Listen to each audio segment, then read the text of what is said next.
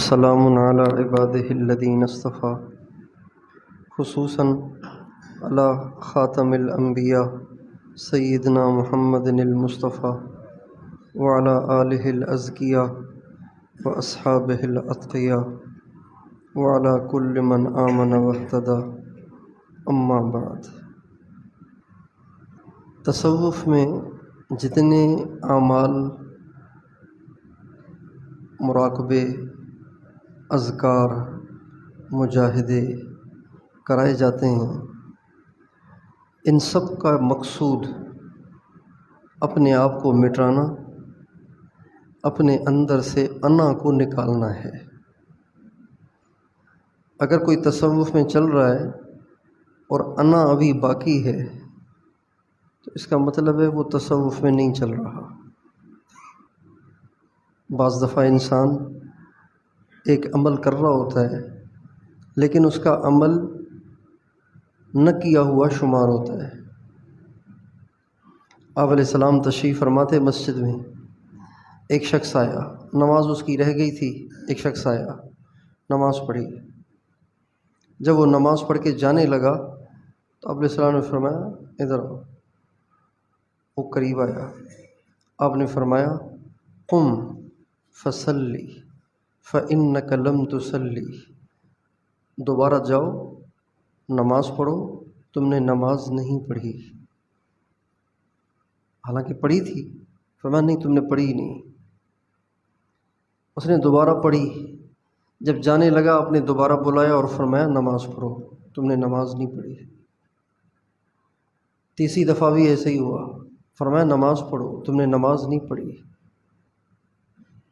تو تیسری دفعہ یا چوتھی دفعہ آپ علیہ السلام نے فرمایا اس نے کہا جی پڑھ تو رہا ہوں، اب کوئی اور نماز آپ چاہتے ہیں تو پھر مجھے بتا دیں کہ میں ویسے پڑھ لوں۔ آپ نے فرمایا نماز میں رکوع صحیح کرنا چاہیے، سجدہ صحیح کرنا چاہیے، اور رکوع کے بعد صحیح کھڑا ہونا چاہیے، سجدوں کے درمیان صحیح بیٹھنا چاہیے۔ تو اسی طرح اگر کوئی مراقبہ کر رہا ہے،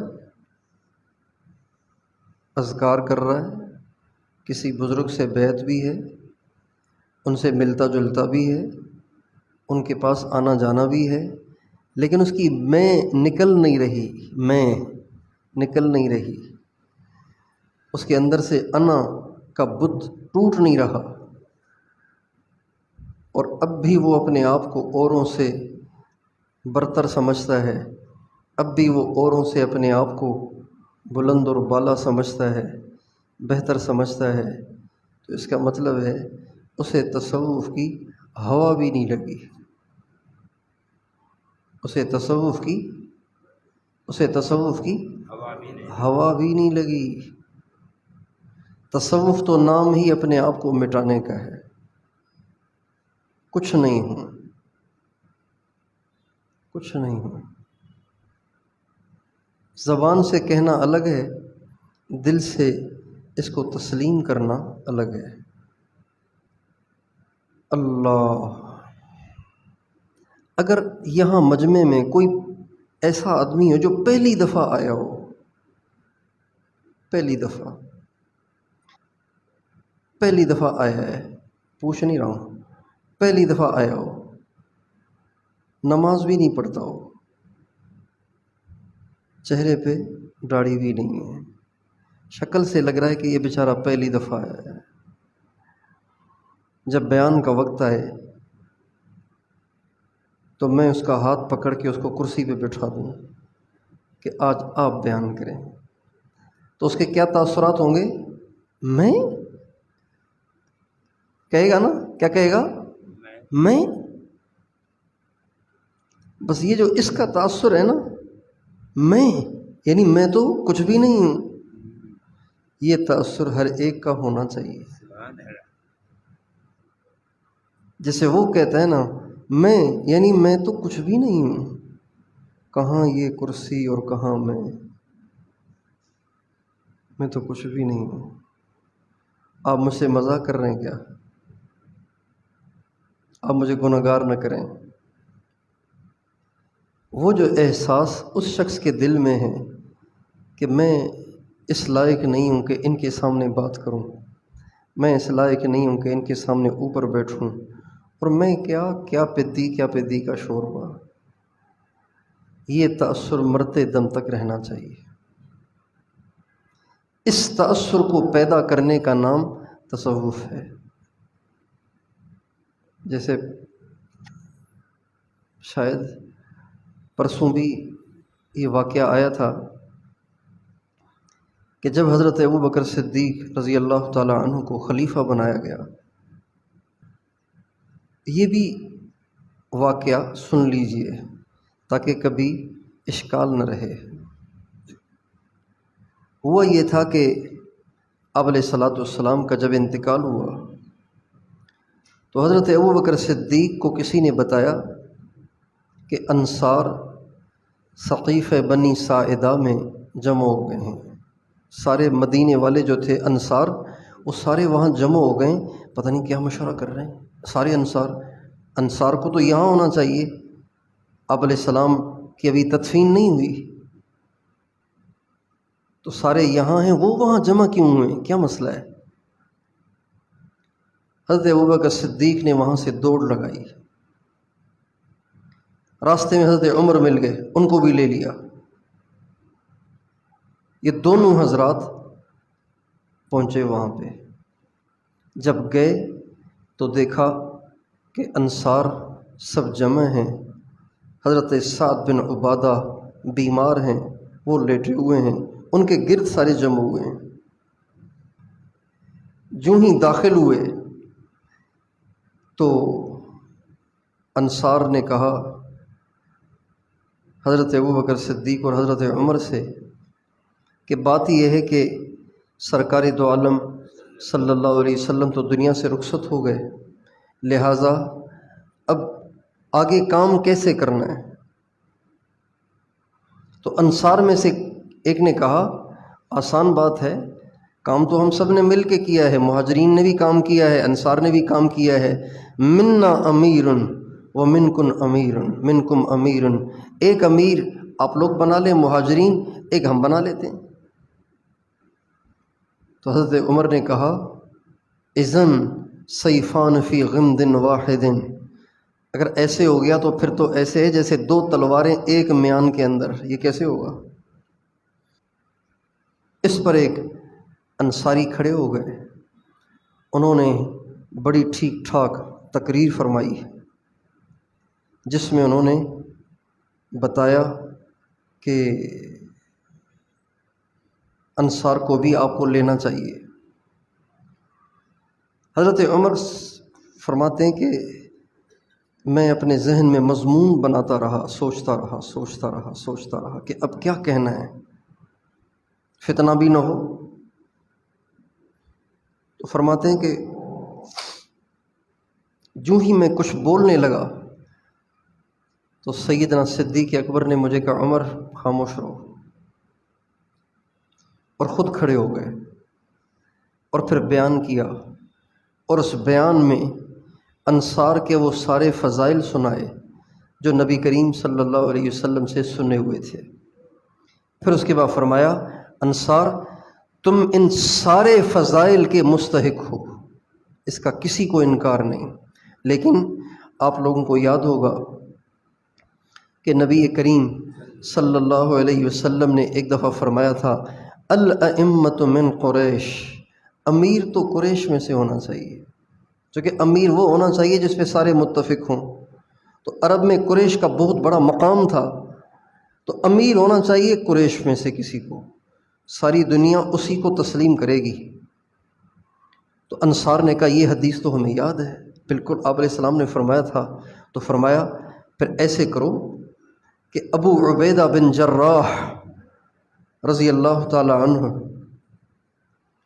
وہ بھی ساتھ تھے، ان کو اللہ کے نبی نے امانت دار کہا تھا، ان لکل امت امینا، ہر امت کا ایک امین ہوتا ہے، میری امت کے امین ابو عبیدہ بن جراح ہیں، اور امیر اسی کو ہونا چاہیے جو امانت دار ہو۔ تو اس لیے اب یہ موقع ایسا ہے کہ یہاں سے اٹھ کے جانا ٹھیک نہیں ہے، چونکہ مشکل سے انصار کا ایک ذہن بنا ہے۔ اگر یہاں سے اٹھ کے پیچھے آ جاتے ہیں اور آ کے حضرت علی سے ملتے ہیں، حضرت عثمان سے ملتے ہیں، مہاجرین سے ملتے ہیں، سابقین سے ملتے ہیں، پرانے صحابہ سے ملتے ہیں، یہاں سے اگر اٹھ کے آ جاتے ہیں تو یہ معاملہ دوبارہ، اگر کسی نے ایک جملہ بھی چھیڑ دیا تو پھر دوبارہ امت کو جمع کرنا مشکل ہو جاتا۔ چنانچہ حضرت ابو بکر صدیق نے کہا کہ ابو عبیدہ موجود ہے، اس کے ہاتھ پہ سب بیعت کرو۔ ابو عبیدہ ایک دم پیچھے ہٹے، کہنے لگے کہ ابو عبیدہ کیسے بیعت لے سکتا ہے جب کہ اس وقت وہ بھی موجود ہے جسے خود آقا نے مصلی پہ کھڑا کیا ہے۔ جب یہ کہا تو حضرت عمر نے آگے بڑھ کر حضرت ابوبکر صدیق کا زبردستی ہاتھ پکڑ لیا اور کہا ابوبکر بیعت کرو۔ حضرت عمر کا ہاتھ حضرت ابوبکر کے ہاتھ پہ پڑتے ہی سب انصار امنڈ آئے اور آ کے حضرت ابوبکر سے بیعت ہو گئے، اور ہمیشہ کے لیے امت کے تقسیم ہونے کی صورت ختم ہو گئی۔ امت کے اندر جو انتشار پیدا ہونا تھا آپ علیہ السلام کے بعد، اللہ تعالیٰ نے اس کو ختم کر دیا۔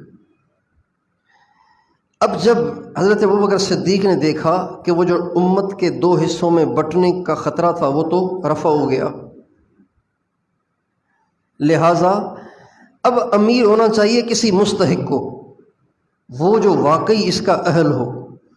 چنانچہ اس کے بعد 3 دن تک مسلسل ہر نماز تو ویسے ہی پڑھا رہے تھے، آپ علیہ السلام نے مصلی پہ کھڑا کیا تھا، ہر نماز کے بعد ممبر پہ چڑھ جاتے اور فرماتے لوگو لست بخیرکم، تم لوگوں نے مجھے سب سے اچھا سمجھ کے امیر بنا لیا ہے، میں تمہیں بتا رہا ہوں میں سب سے اچھا نہیں ہوں، کسی اور کو بناؤ۔ جوں ہی وہ فرماتے تو مجمع میں سناٹا ہوتا، سب سے پہلے حضرت علی کھڑے ہو جاتے، وہ فرماتے ابو بکر تیرے ہوتے ہوئے کس کو امیر بنائیں، نہ ہم تجھے ہٹنے دیں گے نہ کسی اور کو بننے دیں گے، اگر آپ زبردستی ہٹ بھی گئے اور کسی اور نے بننے کی کوشش کی تو ہم اسے بننے نہیں دیں گے۔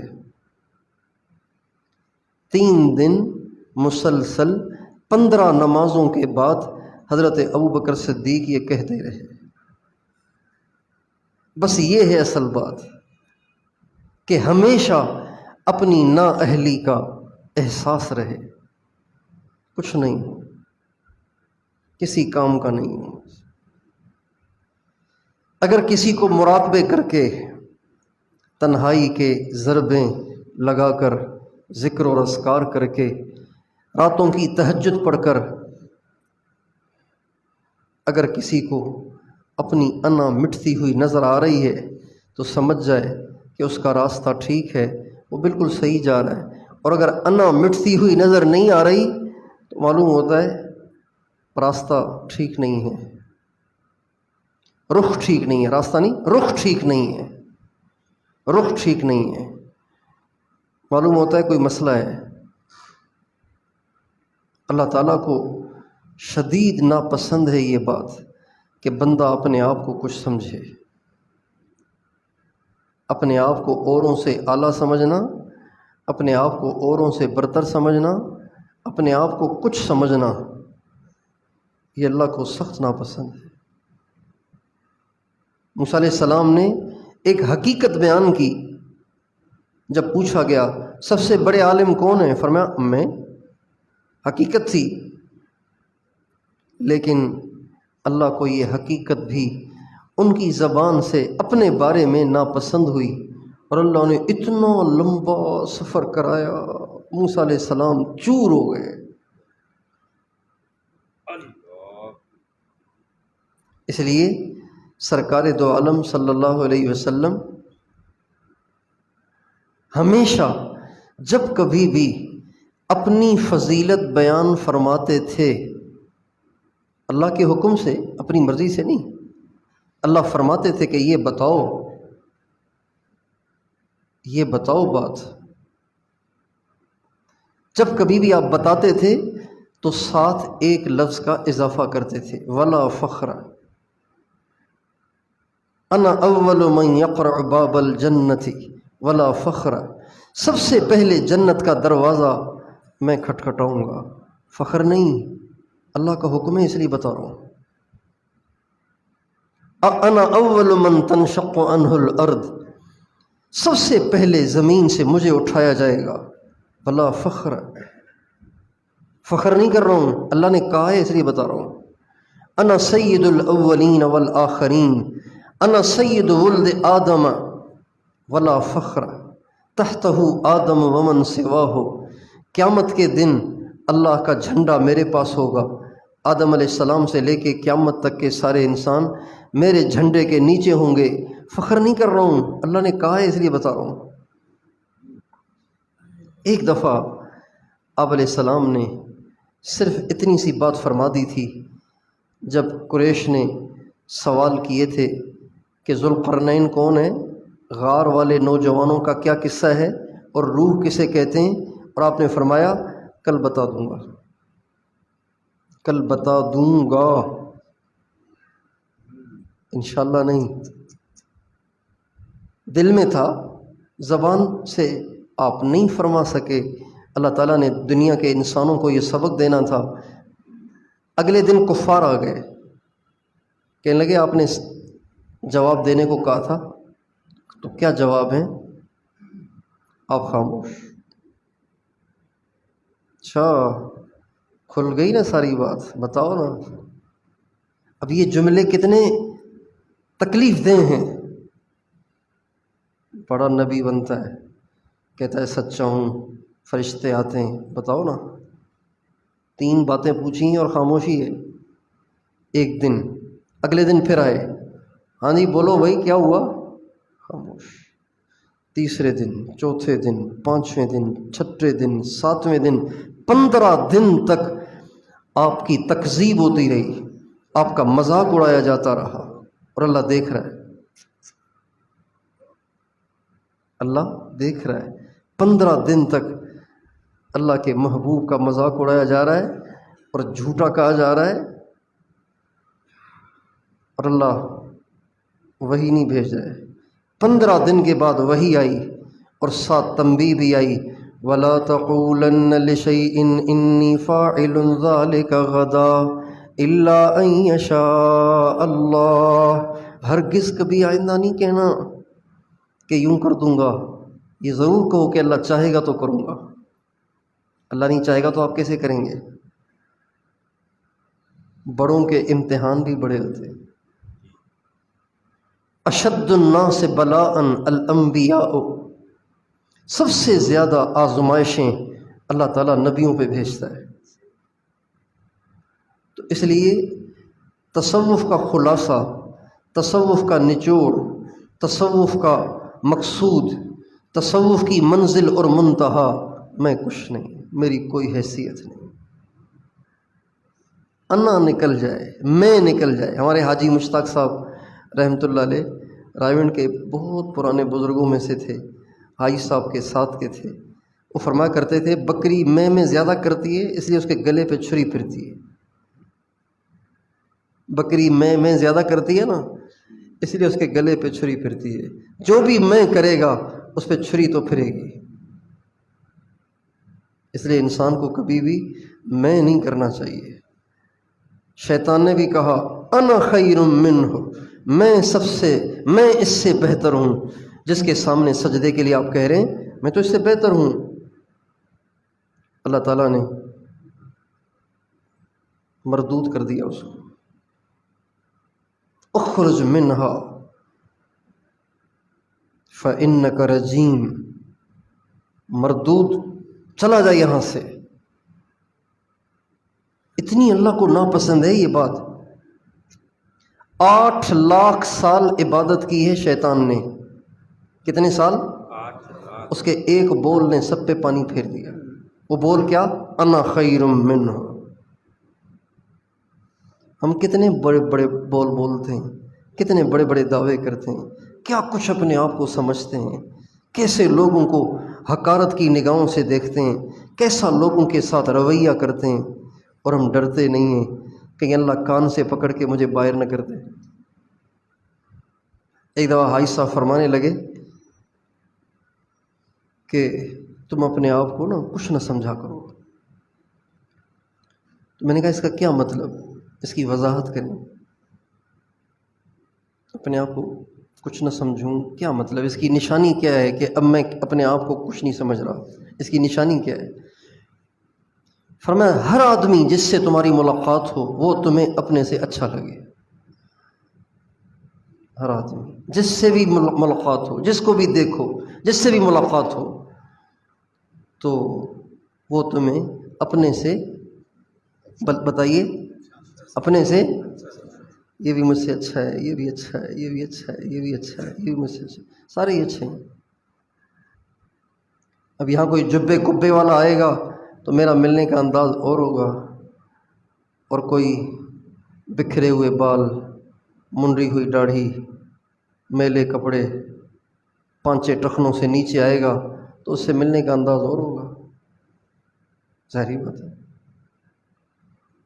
ہر آدمی جس سے ملاقات ہو 2 سیکنڈ کے لیے یہ سوچے یہ مجھ سے اچھا ہے،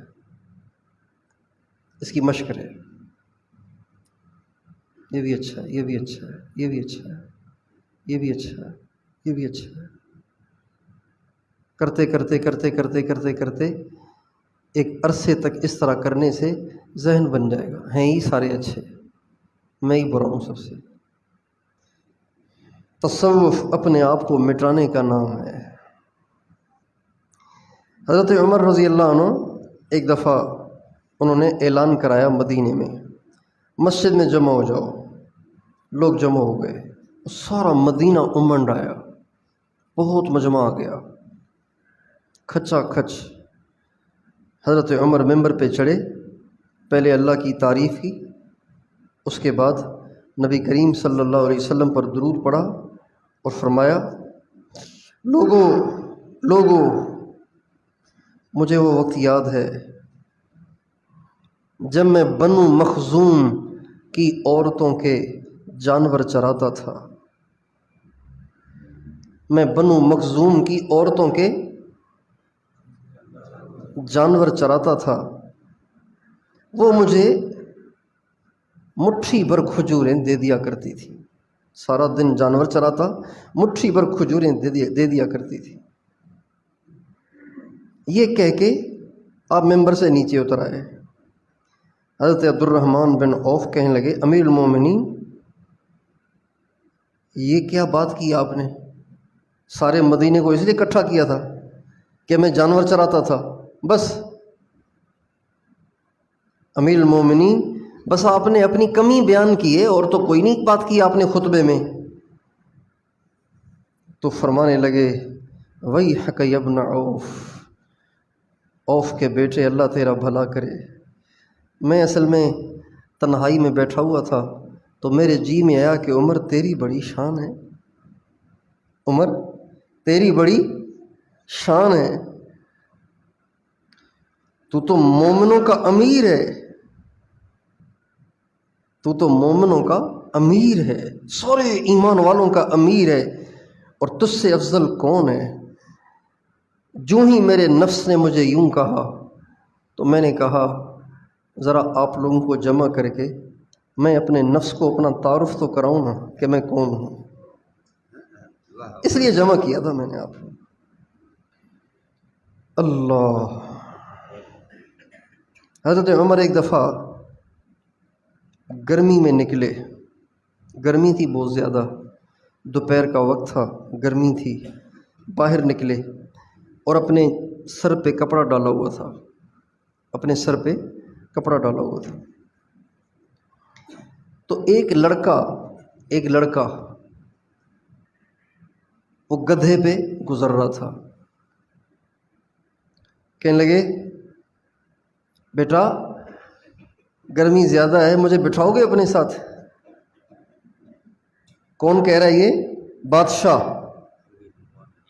بادشاہ کہہ رہا ہے بیٹا آپ مجھے اپنے ساتھ بٹھائیں گے، گرمی بہت ہے۔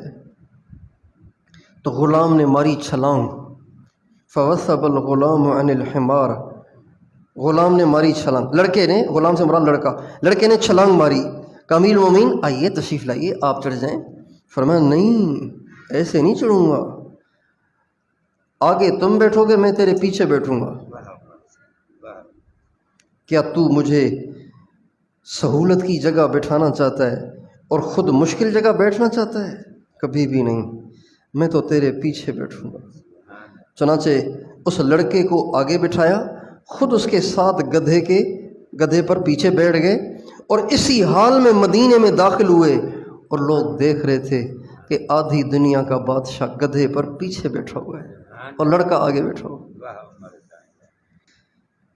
حضرت عمر، حضرت عثمان رضی اللہ عنہما، یہ دونوں حضرات جب کبھی بھی مکے سے مدینے آتے تھے نا تو معرس ایک جگہ ہے وہاں ٹھہر جاتے تھے، رات گزارتے تھے مدینے سے باہر۔ اب جب مدینے میں داخل ہونے کا وقت قریب ہوتا تو کسی بھی غلام کو اپنے ساتھ پیچھے بٹھا دیتے تھے۔ تو ایک شخص کہتے ہیں میں نے حضرت عمر سے کہا حضرت سارا راستہ آپ اکیلے بیٹھ کے آتے ہیں سواری پر، جب مدینے میں داخل ہونے کا وقت آتا ہے تو آپ کسی کے ساتھ بیٹھ جاتے ہیں، کس لیے؟ کیا آپ اس سے اپنے آپ کو مٹانا چاہتے ہیں؟ آپ تواضع کی وجہ سے ایسے کرتے ہیں؟ فرمانے لگے ہاں، میں مدینے میں ایسے داخل ہونا چاہتا ہوں کہ میں یوں نہ لگوں کہ کوئی بادشاہ ہوں، اکیلے سواری پہ چڑھ کے آ رہا ہوں، میں دوسروں کے ساتھ بیٹھ جاتا ہوں تاکہ مجھے اپنی حیثیت اوروں سے الگ نظر نہ آئے۔ آج کا M P A M N A motorcycle پہ بیٹھے گا؟ آپ سے پوچھتا ہوں، موٹر سائیکل پہ بیٹھے گا؟ چلو اگر کوئی بہت ہی دیندار، بڑا دیانتدار، تنخواہ پہ گزارا کرنے والا M P A M N A ہے، اس کے پاس گاڑی ہے ہی نہیں، ہے ہی موٹر سائیکل، تو وہ کسی کو ساتھ بٹھائے گا؟ 2 آدمی پیچھے اور بٹھائے گا؟ موٹر سائیکل پہ 3 بیٹھتے ہیں تو عجیب لگتے ہیں نا، کوئی ایم پی ایم این اے بٹھائے گا کسی کو؟ حضرت حسن فرماتے ہیں کہ میں نے حضرت عثمان کو دیکھا کہ وہ امیر المومنین تھے، آدھی سے زیادہ دنیا کے وہ بادشاہ تھے، خلیفہ تھے، امیر المومنین تھے، اور وہ مسجد میں چادر اوڑھ کے سوئے ہوئے تھے اور اکیلے تھے اور کوئی بھی پاس نہیں تھا۔ اللہ۔ حضرت انیسہ رضی اللہ عنہ کہتی ہیں کہ میں چھوٹی بچی تھی، حضرت ابوبکر صدیق رضی اللہ عنہ جب خلیفہ نہیں بنے تھے تو وہ ہمارے جانوروں کا دودھ نکال لیا کرتے تھے،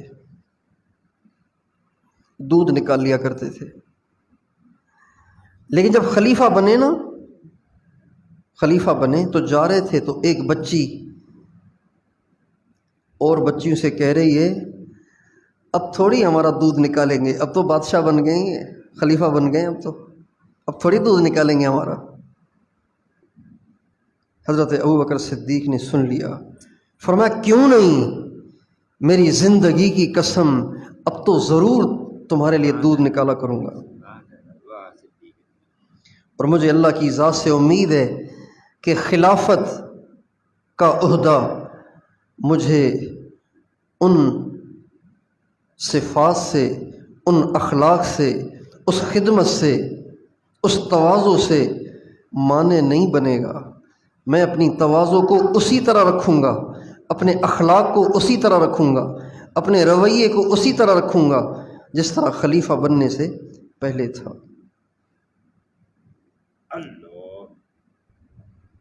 ایک عورت کہتی ہے کہ میں نے دیکھا کہ حضرت علی رضی اللہ تعالیٰ عنہ بازار میں تشریف لائے اور 1 درہم دکاندار کو دیا اور اسے کھجوریں لیں۔ کتنے کی؟ 1 روپے کی کھجوریں، 1 درہم کی کھجوریں۔ وہ کھجوریں لے کے شاپر تو اس زمانے میں تھے نہیں، اس کھجوریں لے کے وہ اپنی چادر میں ڈالی، جیسے دیہاتی لوگ نہیں چادر میں ڈال کے پھر گرہ لگا دیتے، پھر کندھے پہ ڈال دیتے ہیں گٹھڑی کو۔ حضرت علی نے 1 درہم کی کھجوریں لیں اور اس کو اپنی چادر میں ڈالا اور چلنے لگے۔ تو ایک شخص نے ان سے کہا امیر المومنین میں اٹھا لوں؟ فرمایا نہیں، یہ کھجوریں میرے اہل و عیال نے کھانی ہیں، لہٰذا مجھے ہی اس کا بوجھ اٹھانا چاہیے، میں کسی سے کیوں اٹھواؤں۔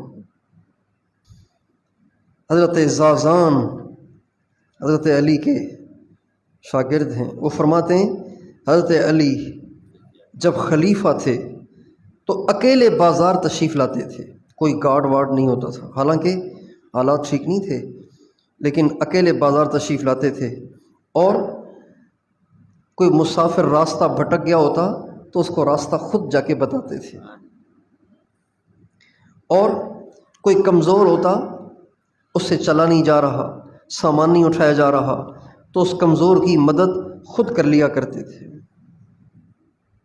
دکانوں کے پاس سے گزر رہے ہوتے، ان کو نصیحت کر رہے ہوتے، اور یہ فرما رہے ہوتے تلک الدار الآخرہ نجعلها للذین لا یریدون علوا فی الارض ولا فسادا، یہ آخرت صرف ان کے لیے ہے جو دنیا میں بڑے بننا نہیں چاہتے اور دنیا میں فساد نہیں چاہتے۔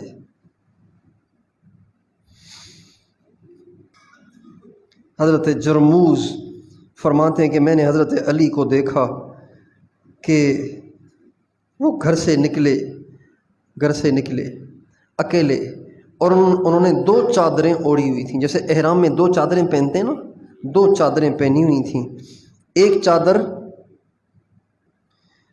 جو نیچے پہنی ہوئی تھی وہ آدھی پنڈلی تک تھی، ایک اوپر اوڑھنے کے لیے، اور ایک پتلا سا ڈنڈا ان کے ساتھ ہوتا تھا، اس کے سہارے وہ جا رہے ہوتے تھے اور لوگوں سے کہتے تھے لوگو اللہ سے ڈرو، خرید و فروخت صحیح طریقے سے کرو، ظلم زیادتی نہ کرو، اور فرماتے تھے اوفوا الکیل والمیزان، لوگوں ناپ تول میں کمی نہ کرو، ناپ تول میں پورا حق ادا کرو، اور یہ بھی فرماتے تھے لوگوں گوشت کو پھولا کر نہ بیچو، گوشت کو پھولا کر نہ بیچو۔ آج کل بھی کسائی کرتے ہیں نا۔ حضرت عطا رحمۃ اللہ علیہ فرماتے ہیں کہ حضرت فاطمۃ الزہرا جو بیٹی تھیں پیغمبر خدا صلی اللہ علیہ وسلم کی، وہ اپنے ہاتھوں سے آٹا گوندا کرتی تھی۔ یہاں تو پرائمری ٹیچر کی بیوی بھی کہتی ہے مجھے 3 ماسیاں چاہیے، 3 ماسیاں، کپڑے دھونے کے لیے الگ، صفائی کے لیے الگ، کھانا پکانے کے لیے الگ، پرائمری ٹیچر کی بیوی۔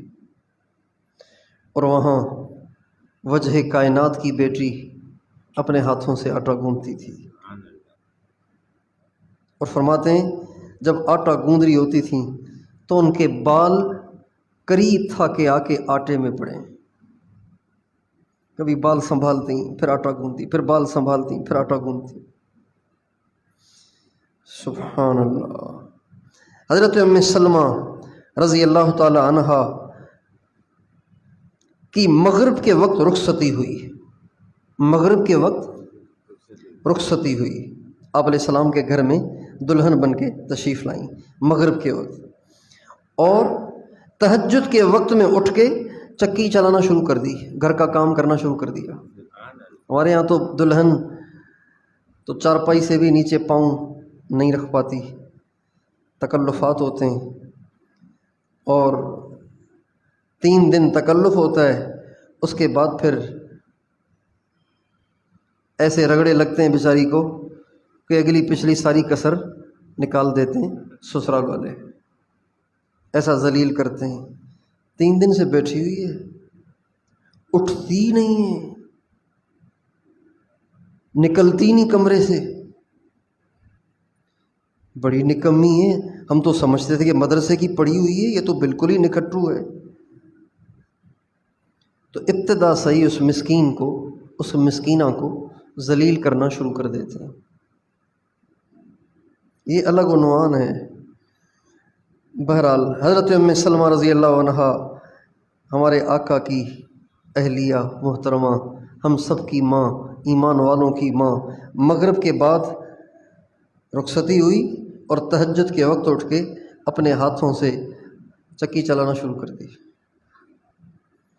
حضرت ابو قلابہ سے روایت ہے کہ ایک شخص حضرت سلمان فارسی کے پاس آئے۔ ایک شخص حضرت سلمان فارسی کے پاس آئے تو وہ آٹا گوندھ رہے تھے۔ کیا کر رہے تھے؟ آٹا گوندھ رہے تھے۔ کہا ارے یہ کیا کر رہے ہیں آپ؟ فرمانے لگے وہ جو خادم ہے نا، اس کو ہم نے بھیجا ہے کام سے، اب وہ بیچارہ وہ کام بھی کرے یہ کام بھی کرے تو اچھا نہیں تھا کہ دو کام اس کے ذمے لگا لیے جائیں، اسے میں نے کہا وہ کر لے میں یہ کر لیتا ہوں۔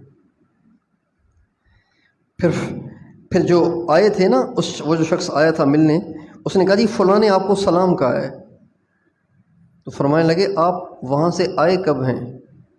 کہا اتنے دن ہو گئے ہیں۔ فرمانے لگے عجیب بات ہے، آئے اتنے دن پہلے ہیں اور سلام آج پہنچا رہے ہیں۔ اگر آپ نے یہ سلام مجھے نہ پہنچایا ہوتا تو یہ امانت آپ کے ذمے رہ جاتی، یہ امانت آپ کے ذمے رہ جاتی۔ حضرت سلمان فارسی رضی اللہ تعالیٰ عنہ، ایک شخص کہتے ہیں، بنو عبد قیس کے ایک شخص کہتے ہیں کہ میں نے دیکھا کہ حضرت سلمان رضی اللہ تعالیٰ عنہ ایک بہت بڑے لشکر کے امیر تھے، اس میں چل رہے تھے، گدھے پہ تھے، شلوار پہنی ہوئی تھی اور گدھے پہ سوار تھے۔ جب وہ چل رہے تھے نا گدھے پہ تو لشکر والے کہہ رہے تھے امیر صاحب آ گئے، امیر صاحب آ گئے۔ حضرت سلمان نے فرمایا اچھے برے کا پتہ تو آج نہیں چلے گا، وہ تو بعد میں چلے گا۔ اچھے برے کا پتہ تو آج نہیں چلے گا، بعد میں چلے گا، مریں گے تو پتہ چلے گا۔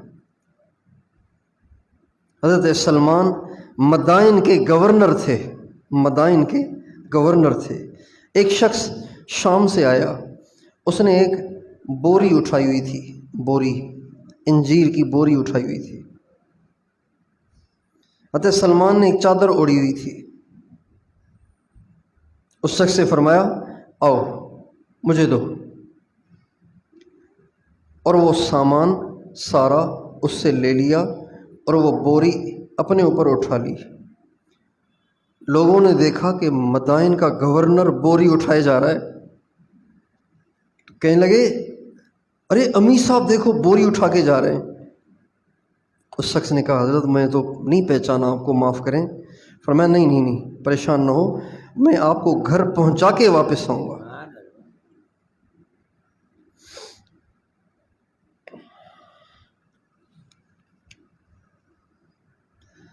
حضرت علی فرماتے ہیں کہ تواضع کی بنیاد 3 چیزیں ہیں، یہ ہے اصل بات۔ تواضع کی بنیاد کتنی چیزیں؟ 3 چیزیں۔ ایک، ہمیشہ سلام میں پہل کرے، اس انتظار میں نہ رہے کہ لوگ مجھے سلام کریں گے، پہلے سلام کرے۔ اور دوسرا، یرضا بالدون من شرف المجلس،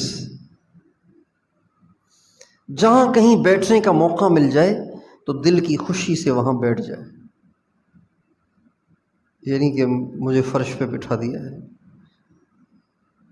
قالین پہ بٹھانا چاہیے، آگے بٹھانا چاہیے، آگے بھی نہیں بلایا، پیچھے ہی بٹھا دیا مجھے۔ وَيَكْرَهُ الرِّئَاءَ وَالسُّمْعَةَ، اور اسے دکھلاوا ناپسند ہو، دکھلاوا اسے ناپسند ہو۔ یہ علامت ہے، یہ بنیاد ہے تواضع کی۔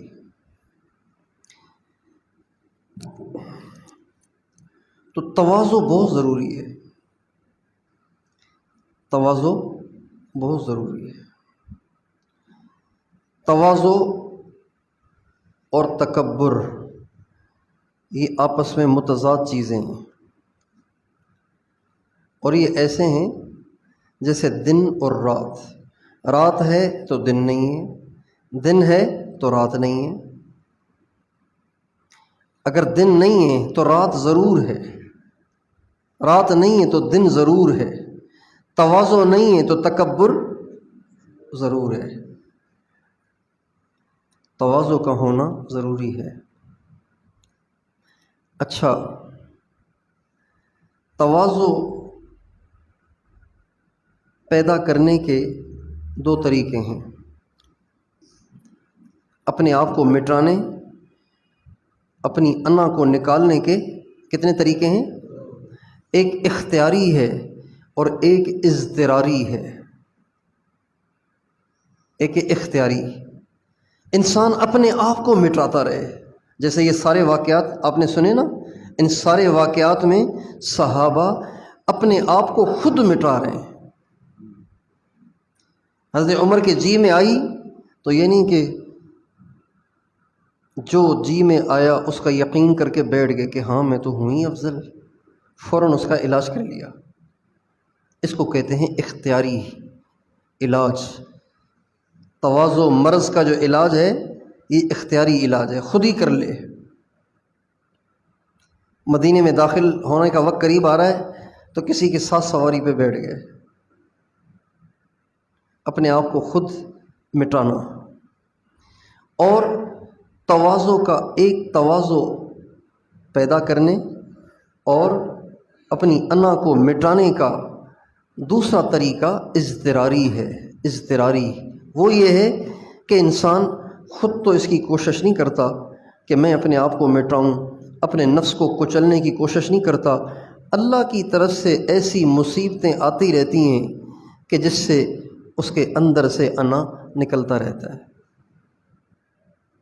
حادثہ ہو گیا، ٹانگ ٹوٹ گئی، اب پڑا ہوا ہے. وضو بھی کوئی کرائے، کھانا بھی کوئی کھلائے، پیشاب بھی کوئی کرائے، استنجا بھی کوئی کرائے، استنجا بھی نہیں کر سکتا. جب یہ حال ہوتا ہے تو تواضع آتی ہے کہ نہیں آتی؟ آ جاتی ہے. اللہ تعالیٰ حالات بھیج دیتا ہے. کبھی حاسدین کو مسلط کر دیتا ہے. کس کو مسلط کر دیتا ہے؟ حاسدین کو. وہ لوگ جو اس کو اچھا نہیں سمجھتے، اس سے جلتے ہیں، پھر وہ کیا کرتے ہیں؟ وہ الزام تراشیاں کرتے ہیں، وہ اس کو بدنام کرتے ہیں، وہ اس کو ذلیل کرتے ہیں، وہ اس کو خوار کرتے ہیں. اور اس بدنامی اور رسوائی سے اس کے اندر کی انا نکالی جاتی ہے. گردے میں پتھری ہو جائے نا، گردے میں پتھری ہو جائے تو اس کے دو طریقے ہیں. یا تو یہ ہے کہ آپ ہومیوپیتھک میڈیسن استعمال کریں اور کچھ ساشے ملتے ہیں وہ استعمال کریں اور خوب 30 گلاس پانی پئیں روزانہ، پتھری نکل جائے گی. اور ایک یہ ہے کہ پھر آپریشن کروائیں، کاٹا پیٹی ہوگی، خون بہے گا، سارے کام ہوں گے. تو انا کو نکالنے کے بھی یہ دو طریقے ہیں. یا تو خود نکالیں، خود نہیں نکالیں گے تو اللہ پھر آپریشن کریں گے، نکالیں گے پھر اللہ. اگر اللہ کے ہاں قبولیت ہے تو اللہ آپریشن کریں گے. اور اگر اللہ پاک کے ہاں قبولیت نہیں ہے، محرومی مقدر ہے، تو اللہ بھی کہیں گے ٹھیک ہے، ہونے دو اس کو متکبر، اکڑنے دو اس کو. اور اسی تکبر میں اللہ تعالیٰ اس کو دنیا سے اٹھاتے ہیں اور پھر اس کو عذاب علیم میں مبتلا کرتے ہیں. تو پریشانیاں آنا بھی دلیل ہے کہ اللہ اس کا بھلا چاہتے ہیں. ایک آدمی بڑے بڑے دعوے بھی کرتا ہے، ڈینگے بھی مارتا ہے، اوروں کو حقیر بھی جانتا ہے، وہ پتہ نہیں ہوا میں اڑ رہا ہے اور کوئی حال بھی نہیں آ رہا، کوئی مصیبت بھی نہیں آ رہی، کوئی پریشانی بھی نہیں آ رہی، کوئی رسوائی کی صورت بھی نہیں بن رہی. اس کا مطلب یہ ہے کہ اس کی پکڑ اچھی طرح ہونے والی ہے بعد میں. تو ان دونوں میں سے کون سا طریقہ زیادہ اچھا ہے؟ بتائیے. اختیاری یا اضطراری؟ اختیاری ٹھیک ہے۔ حضرت شیخ الحدیث مولانا محمد زکریا صاحب رحمۃ اللہ علیہ نے اس کے دو نام اور رکھے ہیں، میں نے تو کہا اختیاری اور اضطراری، حضرت مولانا زکریا صاحب اس کو دوسرے نام دیتے ہیں، وہ فرماتے ہیں یہ جمالی تربیت ہے۔ جمالی تربیت، جمالی تربیت کیا مطلب؟ اپنے آپ کو خود ہی ٹھیک کرتا رہے، تراشتا رہے، اپنے آپ کو مٹاتا رہے، اپنی تربیت کرتا رہے۔ اور ایک تربیت ہے جلالی، اگر کسی بچے کو نسوار کی عادت ہے یا تو وہ خود اپنے نفس پہ پتھر رکھ کر اسے چھوڑ دے، اور اگر نہیں چھوڑ رہا تو پھر باپ کی ٹھکائی کے لیے راضی ہو جائے، تیار ہو جائے۔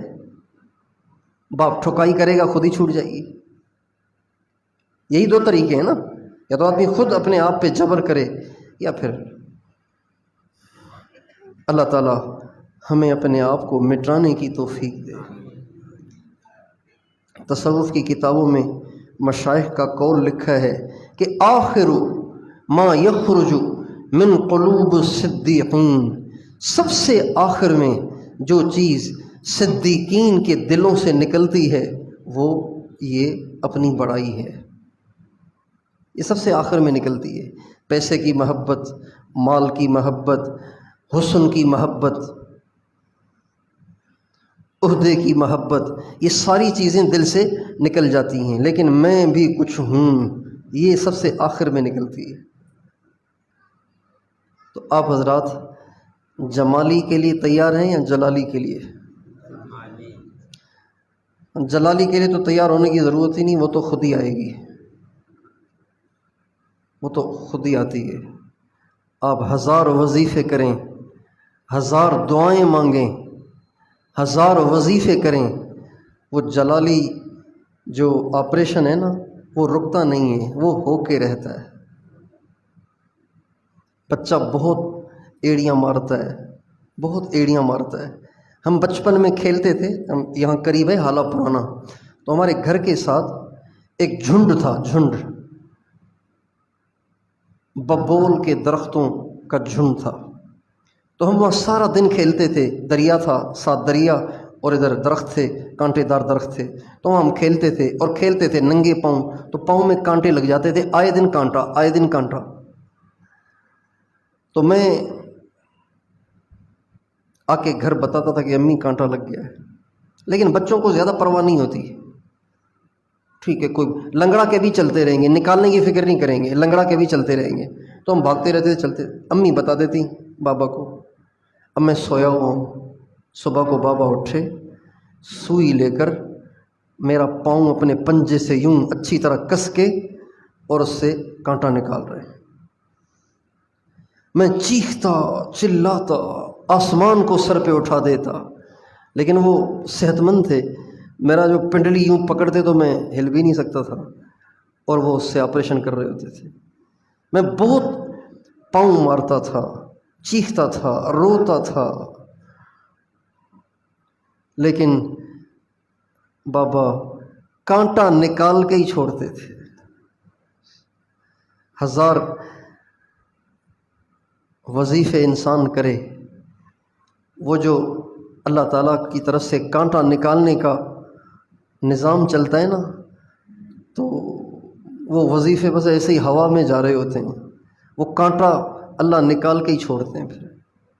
تو اس لیے اس سے پہلے کہ اللہ پکڑ کے ہمارا کانٹا نکالے، ہم خود ہی سوئی لے کے اپنا کانٹا نکال لیا کریں۔ تیار ہیں؟ اللہ تعالیٰ مجھے اور آپ کو توفیق عطا فرمائے۔